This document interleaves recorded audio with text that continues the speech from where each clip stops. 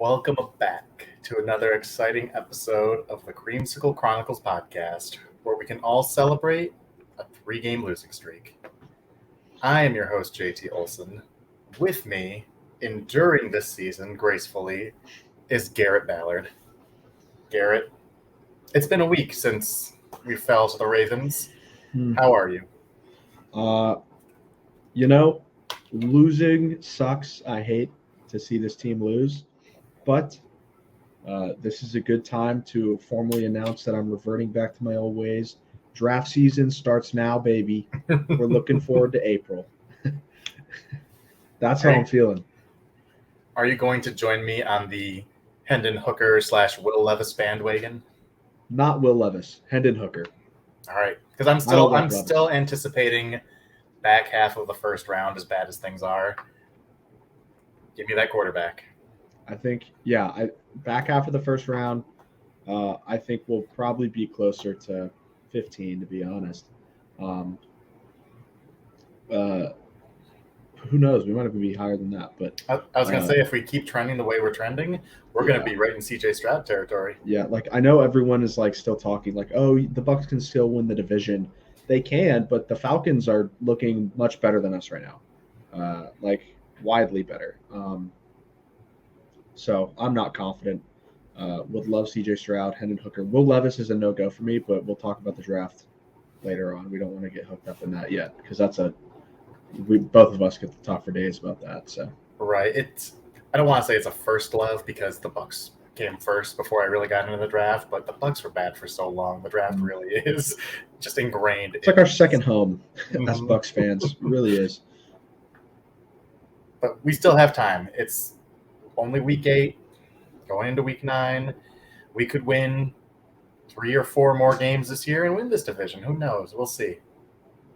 We still get the Falcons and the Panthers, who I would say should be a win, but I still expect to be a win, even though the Bucs are giving me no reason to expect this. Yeah. But, I do too. But let's focus on the most recent game, the loss. Baltimore Ravens, Thursday Night Football. For a brief moment, hope was restored. This team looked good early in that game. For about a drive and a half, it was looking good. Even the whole first half, despite the initial fumble that put the Ravens on the 5-yard line, 1st and goal, the defense made a great stand. They were playing great early on. Part of that was bad play calling by the Ravens, but part of that was the Bucs swarming to the ball. They just shut everything down. Yep. And they moved the ball up and down the field. It was crazy. They did play action. They threw it on early downs. I didn't know that was allowed anymore. I thought that was out. Yeah, we were, obviously I was at the game. I was sitting in the press box. Greg Allman of The Athletic went, "What is it? Who is this team?" He was just shocked. Obviously he's been at every game.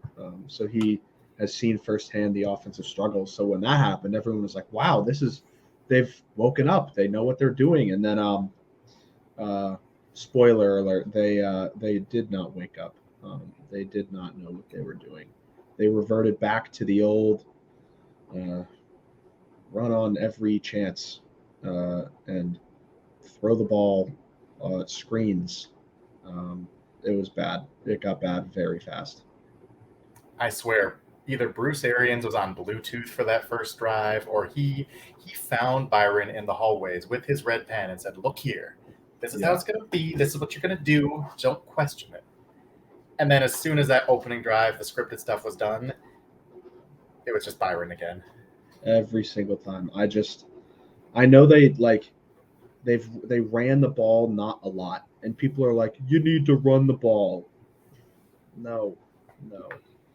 I mean, I think a lot of it was execution this time around. I think Tom Brady, I don't think he played a very good game. He had some throws here and there, but overall, I don't think he played a very good game. Him and Mike Evans just couldn't really get on the same page early on, which was a killer. And then the defense they just couldn't do anything. I mean, Devin White was unplayable.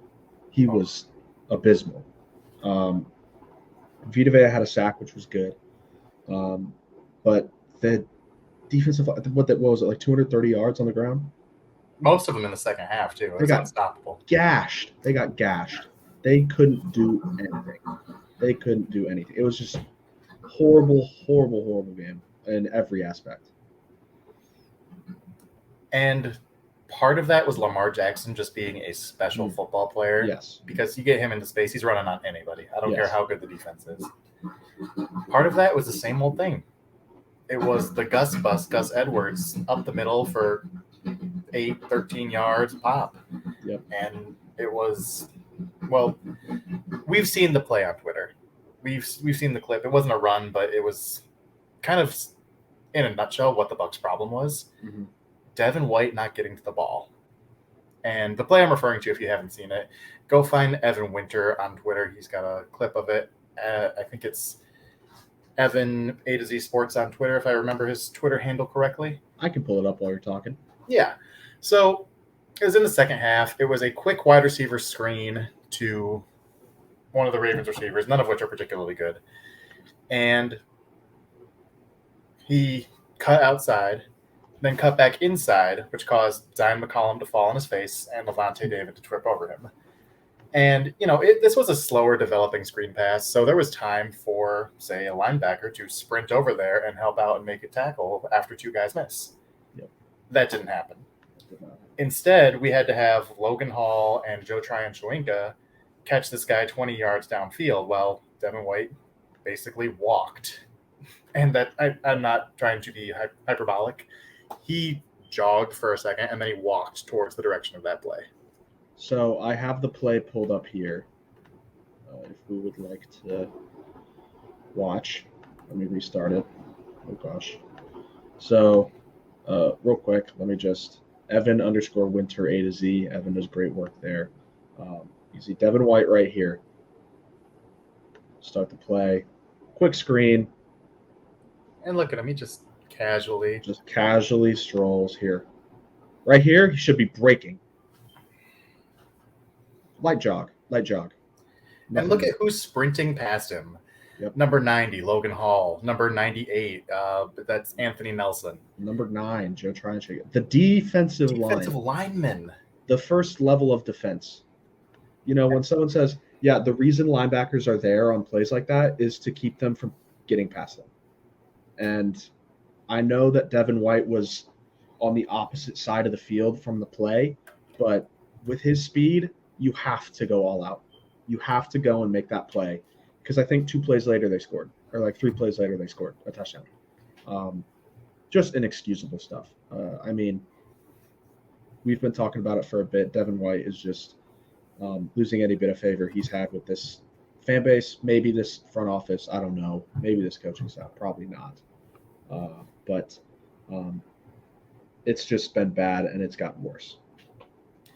And I know Devin White came out with comments today saying that he was fatigued. He's apologized to the team. This was, early in the third quarter, midway through the third quarter? Yeah. This was not a game where the Ravens had time of possession slanted way in their favor at this point. The defense really shut them down in the first half, and the Bucs, I think, may have controlled time of possession. If not, it was pretty close to even, more realistically. Winning. They held them to 3 points. So at this point, it's a 10-10 tie. Bucs are right in the thick of things. You shouldn't be that gassed because, the guys who have been on the field just as long as you are flying past you. And it's not like the drives in the first half and the early third quarter were like long, grueling drives. I think I remember that first touchdown drive for the Ravens in the third quarter was like 5 plays. Yeah, I think Lamar had a big run in there. He had like a huge run, and it was like 5 plays. So this is not like they've just hammered the ball down our throat and we've had to just sit and endure the drive. No, like they're getting off the field quick. Like you're getting rest time on the bench. Like I don't get it. And this play is not an isolated incident in this game. There was another one later on. I don't remember when it was in the game, and I think it was Levante David was trying to make a tackle, and I think it was against Gus Edwards, because Gus Edwards is a load. He's like 230 pounds, and he runs like it. Yep. So Levante David's trying to wrestle him to the ground, and Devin White is just standing there next to him watching it happen. And, Edwards kind of pushes forward for 2, 3, 4 more yards because he's a big, strong running back. And Devin White just watches it happen. It's right there next to him, and he just watches the play. It was bad. I mean, there's really just no, it doesn't make any sense. Like, we've seen Devin White go all out pretty much his entire career here to a point where it's an issue, and now he just decides to do nothing. It's pretty frustrating to watch, and definitely is puzzling. But he was far from the only issue. I think I want to circle back to the play calling because that's been a hot topic always. Byron has got to go. The sooner the better. I don't think it will happen during the season by any means, though, unless we go like we completely lose, like go off the rails. Like get eliminated from the playoffs in like week 12, something crazy like that. Like we just don't win any games and the Falcons win like all of them. Maybe, but he has to go one way or another. I really thought it was going to happen this week with the mini bye, and after the first drive, it was just a whole lot of nothing. And honestly, for a brief moment, I thought it was improvement. Not even the first drive, which looked scripted and well thought out, but even the second drive at first, where they scored that goal. He hit like a wide receiver screen. I'm like, yes, more of this. And they threw another wide receiver screen. I'm like, okay, Byron, I see you. More wide receiver screens. And they threw another screen. They threw like five or six screens. Yeah. Until eventually, I think Rashad White blew up 3 yards in the backfield because we threw like 4 or 5 screens on this one drive. It's like, okay, and like 3 of them were like in a row. Like it was like, man, okay, let's chill out. It's like, okay, I'm glad you discovered this play, but maybe not group them all together all at once. Goodness, it was crazy. But that was such a Byron Leftwich moment. Like the minute you think he's doing something, positive, or dare I say slightly teeny tiny bit for Byron standard, innovative, he just goes way too far in the other direction. Yeah. I just, it's come to a point where it's known that he needs to be gone, and Todd Bowles and the coaching staff are being too stubborn, I think. I don't see how you can look at how this offense is running, how it's not running like on the field, like as a unit wise, how they're operating, and then take into account the press conferences that Byron has had, which are basically him just saying wrong facts about football, like just things that are incorrect. Like today, earlier today, he was interviewed and someone asked him about play action, because if you're unaware, the Bucs are, when they run play action, the 4th best offensive team in the league, and they run it at the 3rd lowest, or is it the best team in the league? I think they were 4th best and they ran it like the 3rd fewest. Yeah, okay, I thought that's what it was too. 4th best play action team in the league, run it, only two teams run it less. Byron was asked that, and he said, yeah, you need to run more for play action to work, which is false. There are so many articles from people way smarter than I am who are able to analyze football in a deep way that show that play action success and running the football do not correlate. I was reading an article earlier. It was from someone with Cowboys Wire. I cannot remember the name. I'll look it up next time you talk just to give them some credit. But I'm not going to explain the whole article. But in short, he said, teams are still going to, like, you can run play action with success whenever. It might even open up your running game a little bit, right? Like it might do the reverse, the inverse. Byron, that on top of the laughing at reporters' jokes about genuine statistics that show offensive success, on top of his play calling that has just been abysmal, I see no world where it is justifiable to keep him around. And I'm a little bit of an old football guy at heart. I kind of like the ground and pound. If your team is built that way, like I get a lot of joy watching the Ravens or the 49ers because they're very run heavy offenses. And I kind of dig that if it's done right. But even I'm here to tell you, you don't need to run the ball to run play action successfully. I joke that you do because I love it, but the threat of running is enough to hold the linebackers to where you could be terrible like the Bucs are at running the ball. And if you play action, that split second where the linebacker has to pause and think about what's about to happen, Mike Evans is already open. And I guarantee you, with how much this team has already ran the ball, every linebacker in the league would bite. Every single one. Because first down, if they're like, all right, if a defender's coming up against the Bucs on first down, they're like, okay, this is like 80% chance going to be a run. And usually they're right. But if you throw in a play action, dynamic stuff might happen. There's a really good chance it would. So real quick, it was an article on Cowboys Wire by Travis Summers. It was from like 2 years ago, but it was a really, really good article. You should go check it out if you have some interest in that topic. So, and I've said it before, I'll say it 100 times over. Every offense should do play action more, and every offense should do motion more. All they do is make the defense think. They make them hesitate. They make them pause. And if you've ever been around any kind of organized football, you don't want your defense thinking. You don't want them hesitating. You don't want them to, take that moment of pause because you want them playing fast. You want them playing physical. You want them to react. If they're thinking, they're not reacting. They're not attacking, and that opens everything up. Yeah. For me, the breaking point with Byron was like the Steelers game. In reality, it was like the second half of the Falcons game the week before that. But it's really 3 weeks in a row. And that's not even 3 weeks. It's the entire season. It's been the entire season. They were just able to mask it the first 2 weeks because the rushing attack was kind of okay. But he cannot stay around past this year. Look, honestly, if Jason Light is like, all right, Byron, you're going to keep your job with the thought in mind that we're tanking for CJ Stroud, so be it. But there's another topic. Do you want to mention anything else about the game?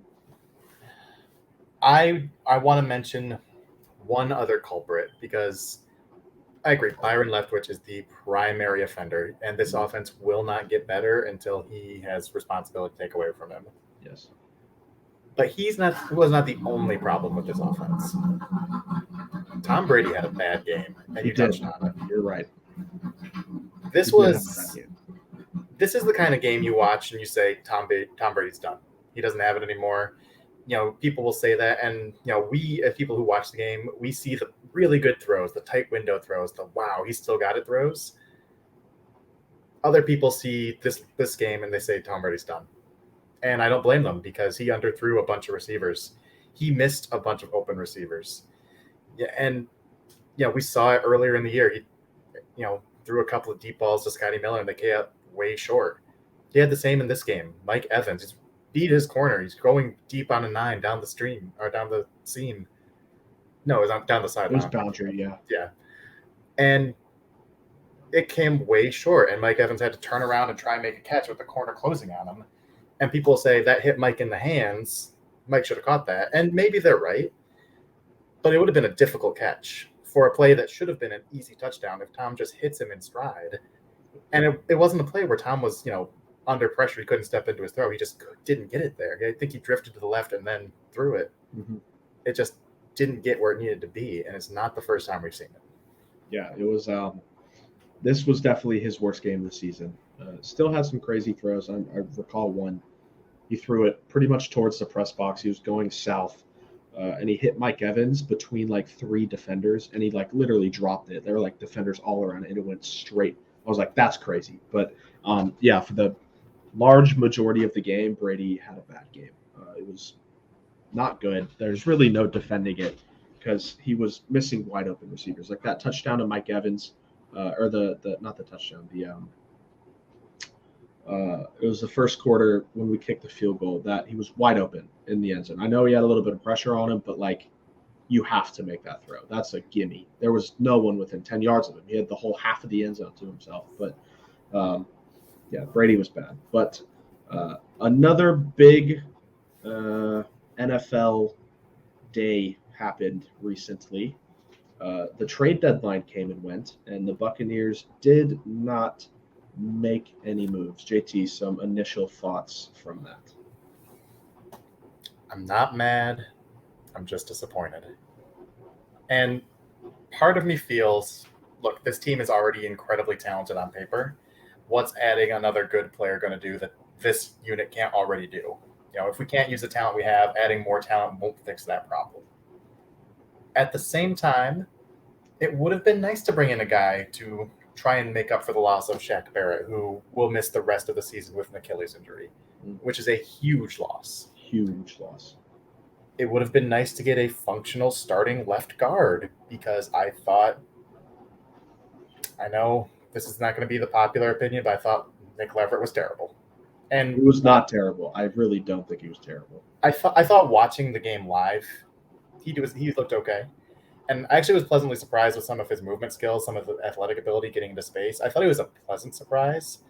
And I really liked his energy. Like, the guy came fired up. Everyone else looked like they were sleepwalking, with the exception of Mike Evans, who looked great.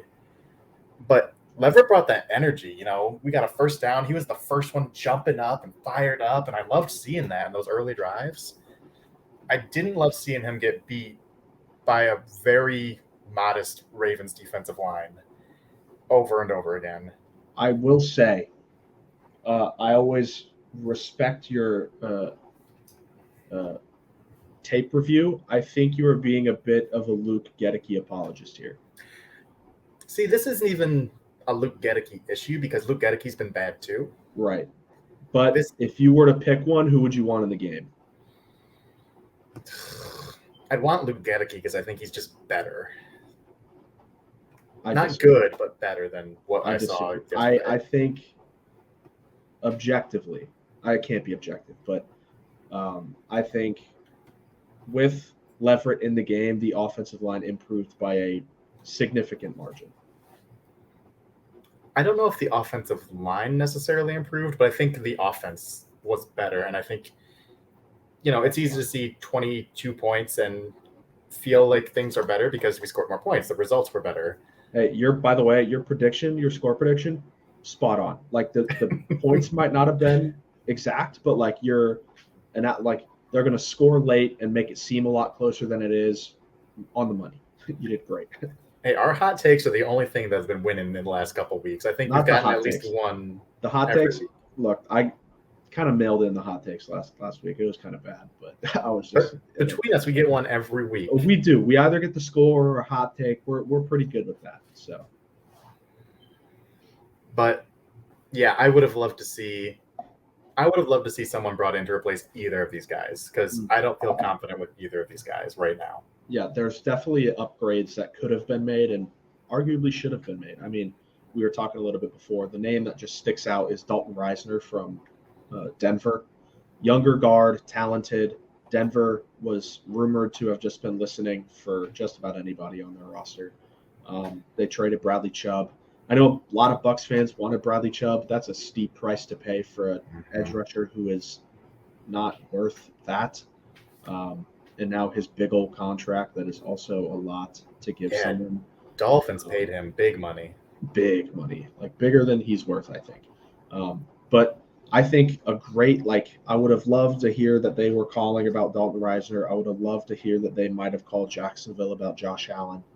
I know he's not really like our mold of edge rusher. Like he's a bit smaller, but you need someone because as much as I like Joe Tryon-Shoyinka, he hasn't had the best production this season. Anthony Nelson has been a depth player for his entire career. So it's a rotational guy. So it's tough to see the team kind of just stay stagnant, think everything is okay, that they don't need to make any changes, make any improvements when there's a lot wrong. So, and Reisner is really the perfect fit for what the Bucs need because he plays left guard. He plays next to a young, inexperienced center in Denver, so he's making a lot of the calls. He's taking on a lot of that responsibility. He's a better pass protector than either Leverett or Gedeke. Absolutely. By light years. I mean, it's not close. It's not at all. I really like Dalton Reisner coming out of where Kansas State, or was it Northwestern? I think it was K-State. I think it was K-State. I knew it was a purple and white team, but I that was a move that I saw someone mention on Twitter. I was like, oh yeah, that'd be perfect. And I reached out to my buddy Joe Rawls on Twitter. He covers the Broncos, I believe, for SB Nation. Give him a follow if you like the Broncos. Great writer. And I asked him, being a Broncos guy covering the team, how available would Dalton Reisner be? And this is before their game last week. And he said, if the Broncos lose, he's very, very available. And obviously the Broncos won that game. I thought, okay, Dalton Reisner probably off the table now. And then the Broncos traded Chubb, and it felt like, okay, it's a fire sale. Yeah. It felt like he could have been had for a reasonable price. And there were rumors that Judy was on the table. Like, I feel like a call should have been made, but again, that might have been a coaching decision. That might have been Jason Light being like, we might need to keep our picks, build for the future a bit more. But even though Reisner's young, still in his rookie contract, but that also is them probably saying we can't give up on Gedeke yet. I feel like. But I don't feel like that kind of move waves the white flag on Gedeke because I think we've agreed all along he needs a redshirt year, and this would give that to him. But you're trading pieces for a young guard who's already better? Then you could flip one to the right side because Shaq Mason, I don't think, is here past this year. That's true. You could. That's a good point. Heaven forbid we have two young, talented guards. That's a good point. That's a very, very good point. So, but again, like JT said, I'm not super angry or incensed that they didn't make a trade. I've kind of expected that the entire time. We've talked about how talented this team is, and I feel like they just really need to get on the right track. But trades could have been made that could have improved this team immensely, and they weren't. So it is kind of upsetting, and I would understand why someone would be pretty frustrated with it. So, yeah, and again, it goes back to coaching. Yeah, what is the identity of this offense? We want to run, but we can't run. We can't throw the ball deep, apparently. I mean, we are struggling to do anything right now. It's just inconsistent all the way around, and it goes so much back to what we've said all along: is Byron's inability to scheme things open, his inability to protect his rookies. And even though this Reisner or Quentin Nelson would have made this team better, pick your guard. I don't care who it is; he would have helped. Probably any starting guard. Yeah. Because I think the two guards that the Bucs threw out there are probably the two worst in the league. I mean, not Shaq Mason. I mean, Leverett and Gedeke. Mm-hmm. Yeah, they're a problem. Yeah, so you just go get any guard, and it's an upgrade. So, but is it a big enough upgrade to where I feel like it can help overcome Byron Leftwich? It's not. It would help, and I'd be happy to have it because it would solve some problems. But I think the bigger problem would still be there, and that's why I'm not outraged by it. The core issue is absolutely the coaching. Absolutely. The making a flashy trade, I think, would mask it, and people would be like, "Oh, all is fine." No, it's not. Yeah, it gives us something to rally behind. It's a Super Bowl or bust year. You put your chips on the table. You get a guy. You bring him in. You make that push.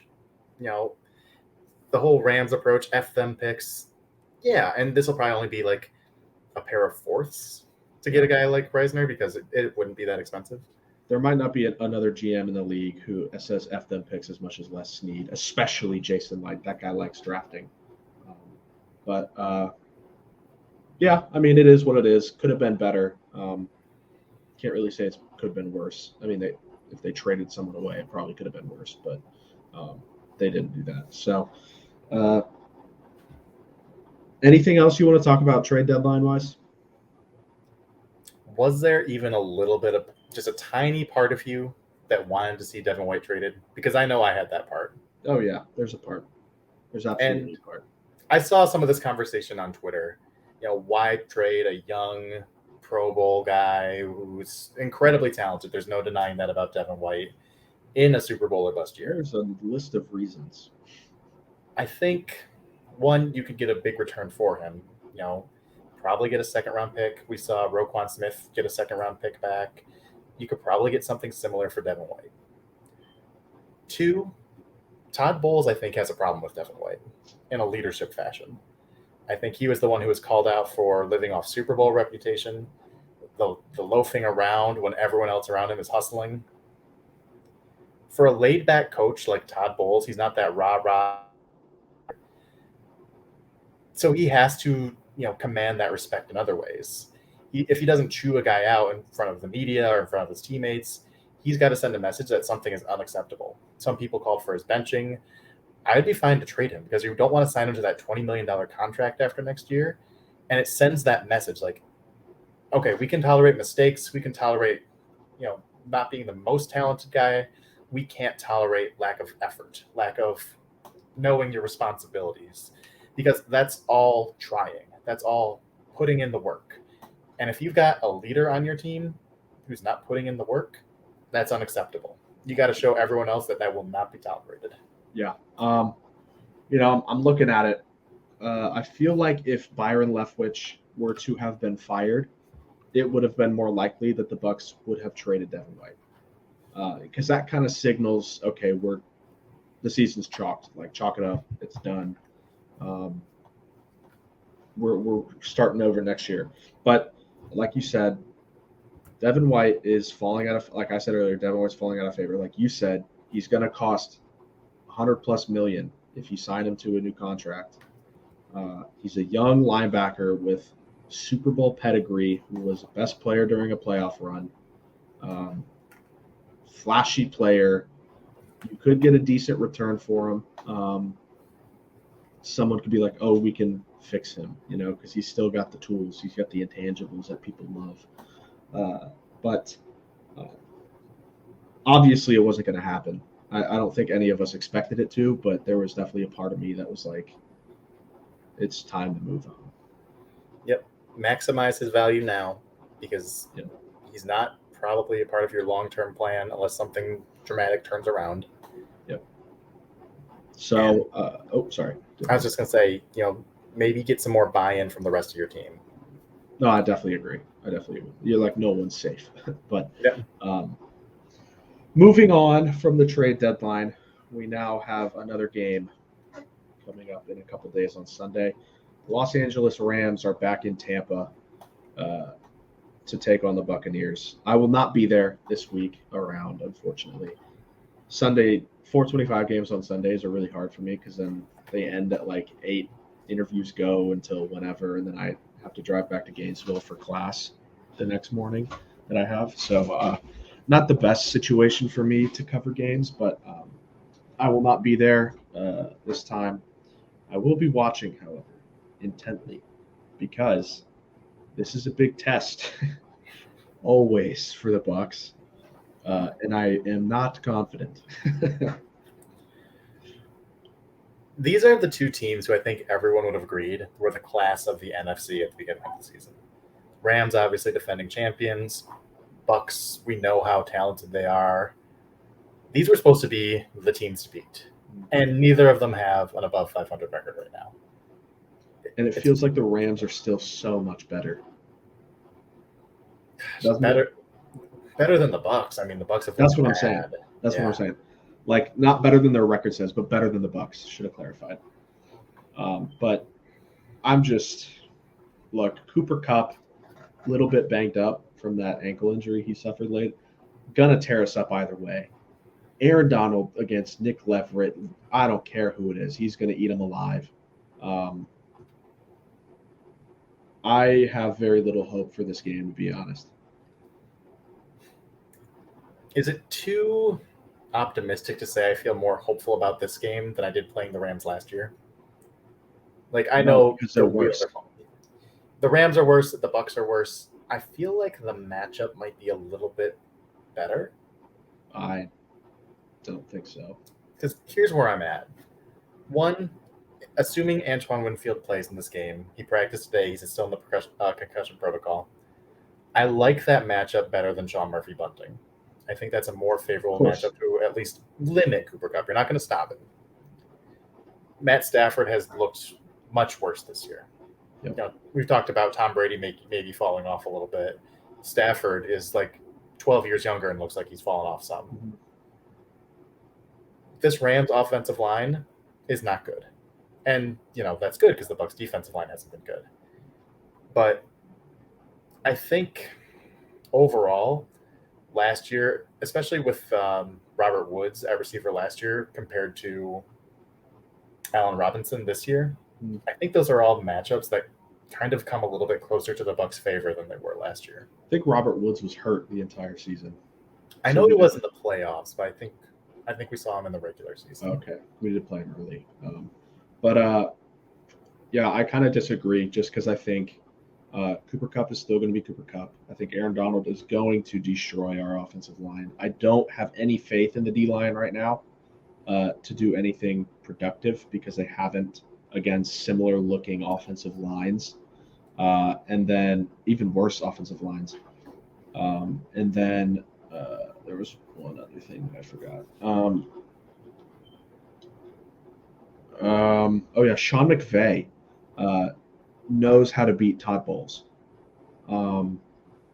This is another one of those things. I said it about the Saints preseason, I think. I will not pick the Bucs to beat the Rams until I see it because they have our number. And anytime we play them, I expect a loss, truthfully.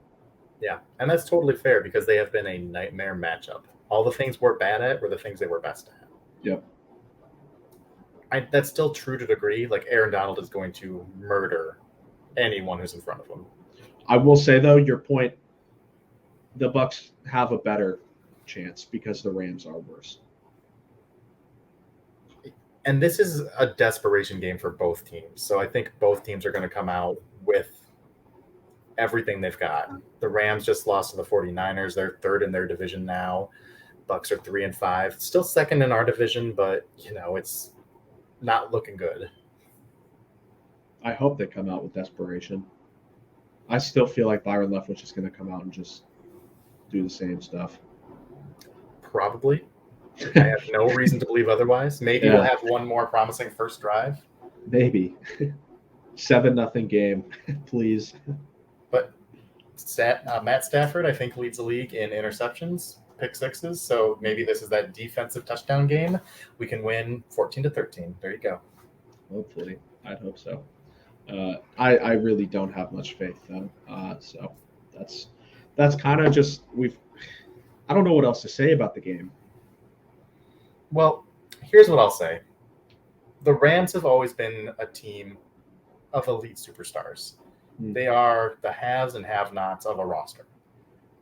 Jalen Ramsey, Aaron Donald, Cooper Kupp, Matthew Stafford, they're all top players at their position. Most of them, when you're talking about Donald and Ramsey, probably the best player at their positions. Kupp, definitely the best player last year. And Stafford probably is this year. Probably. And Stafford's been a top 10 quarterback for a long time. He just was hidden away in Detroit looking worse than he was. The rest of their roster is very average. Once you get past that top tier guys, it's a lot of Brian Allens of the world, who is a very mediocre player.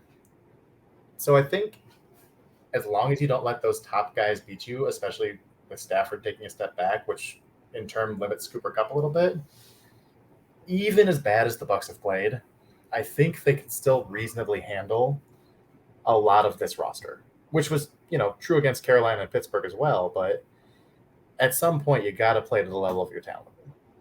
No, you're right, and I think they reasonably handled a lot of the roster last year in the 2 games they played. But it was those superstars that changed the game, and I, again, expect the same thing. I expect probably a closer game.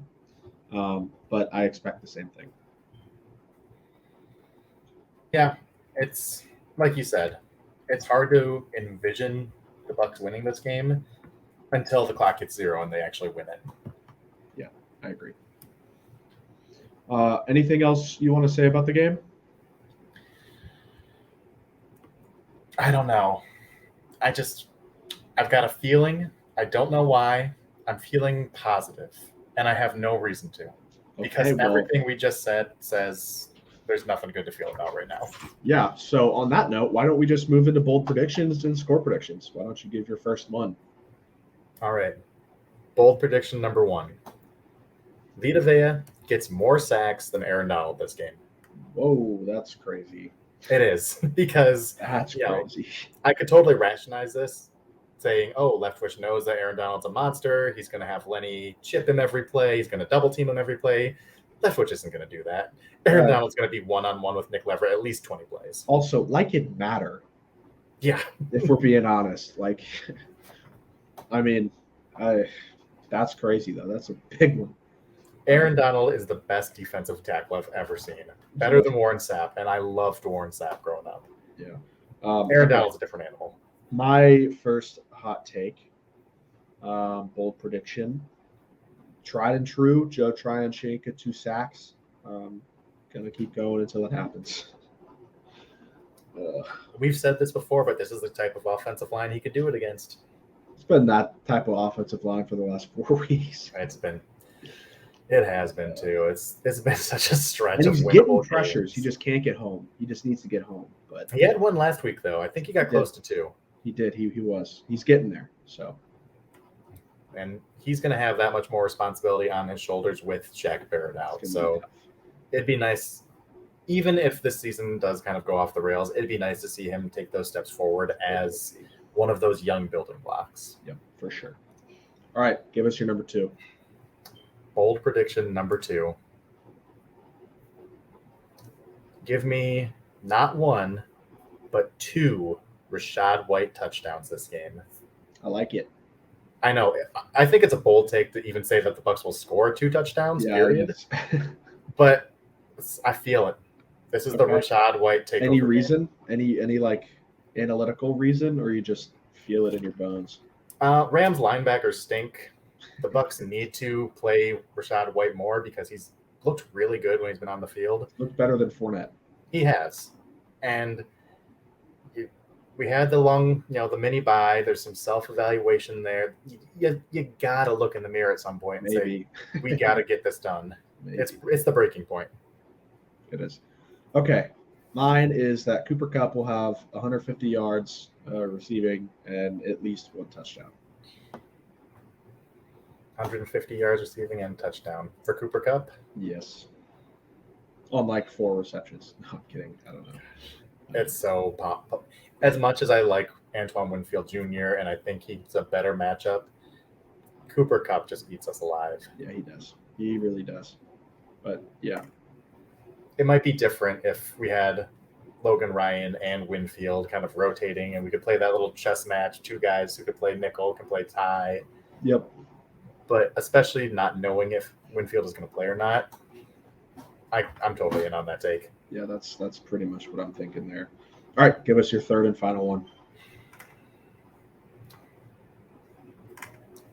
Matthew Stafford throws more interceptions than touchdowns for a team that hasn't forced a turnover since September.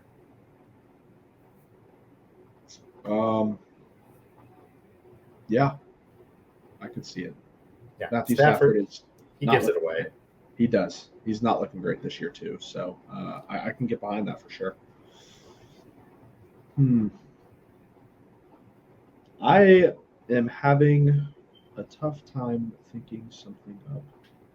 Oh, how about this one? A Chris Godwin touchdown. It's week 9, and he's got nothing to show for it. That's why it's a bold prediction, man. I can't believe it hasn't happened yet. I can't believe it. It is crazy. Who has scored a touchdown from this team? It's a short list. Evans, White, Fournette. Julio had a late garbage time one. Man, with all the playmakers on this team. Has Russell Gage, or was it just a 2-point? I think he got a 2-point conversion. 2-point? It's for the playmakers this team has, if counting your touchdown scores on one hand, that's a travesty. Problem. Oh, Bright maybe. Who was it? Cam Bright, maybe. I don't know. Maybe I don't remember a Bray touchdown, but I mean, it's possible. We could probably look it up and not guess I it. want to look because that's actually like an interesting thing to see. All right, while you're doing that, I'm gonna bring my score prediction. Yeah. I don't know what it is. No one is more down on this team right now than I am. You lose to the Panthers and the Steelers, and really, there's nothing positive to say about you, even with a slightly better performance against the Ravens. For sure. I think the Bucs are winning this game. I'm taking the Bucs to win 23-20. This has got to be the rallying game. Matthew Stafford, you got to force those turnovers. The secondary, if Winfield is there, is mostly healthy. You're going to have Dean. You're going to have Carlton Davis, who I think can shut down Allen Robinson. You're going to have Winfield, hopefully limiting Kupp in the slot. This has to be a game where the defense steps up, puts the offense in a good position. And I think they're going to do it. Partly because the Rams have struggled, partly because I think the Bucs match up better with the Rams this year than they have in years past, and partly because you got to win this game. This is a speaking it into existence kind of prediction. Yeah, I agree with all that stuff, and I still think they're going to lose. That's totally fair. Logically speaking, they probably will. I think the Rams are going to win probably around similar scoreline, probably like 20. I'll say 23-17. I think that'll be the final score. It'll probably be close throughout the game, but I think the Rams are just going to pull out late and get the win. And I think the Bucs are going to go into full-on free fall. But I do have the touchdown scores. Would you like to give a formal guess? All right, we got Mike Evans. Hold on, let's start with rushing. Give me the rushing touchdowns because that's how it's broken up on ESPN. Leonard Fournette. Is there another rushing touchdown? Did Rachaad White get one in that Chiefs game? He did, yes. Okay. And I think that's it. That's it, yeah. All right, receiving. There are 9 receiving touchdowns, not 9 receivers who have the touchdowns. I think Mike Evans and Leonard Fournette have more than half of those. That's correct. I think they have like 6 between them. They each have 3. That is correct. Who else has one? Julio got the garbage time touchdown. Julio? You're missing 2, I'll tell you that. White, did he get one? Nope. Oh, I missed it. Who else has a touchdown this year? Who am I forgetting? Otten? Otten didn't have one. I was wrong. You steered me wrong. I know, that's my bad. That's my bad. I'll say Gage then. Gage? And then the last one, it's Brashad Perriman in the Saints game. Oh, that's right. Yep. Gosh, I forget he's on the roster sometimes. I know. He hasn't played like since then. But yeah, it is funny. Hold on, my buddy's watching. Shout out For Life. This is his company. I'm just wearing his shirt. I'm part of it, so I had to shout him out. Yeah, that's pretty much it. The Bucs suck. This is a big game upcoming. The Rams also are not great, so we hope they win. Trade deadline was a bit of a letdown for some, expected for a lot, and then the Ravens game was a disaster. But as always, we appreciate you guys watching and coming out to another show of the Creamsicle Chronicles podcast with JT and I. We will be intently watching the game on Sunday, as we all know you will be as well. We'll be back here again next week. I hope on Wednesday. I've just had a lot. College. Really annoying. Hopefully on Wednesday, if not on Thursday. So until then, we will see you all. And as always, go Bucs. Go Bucs. Big win coming. I feel it. I feel it in my gut. Yeah.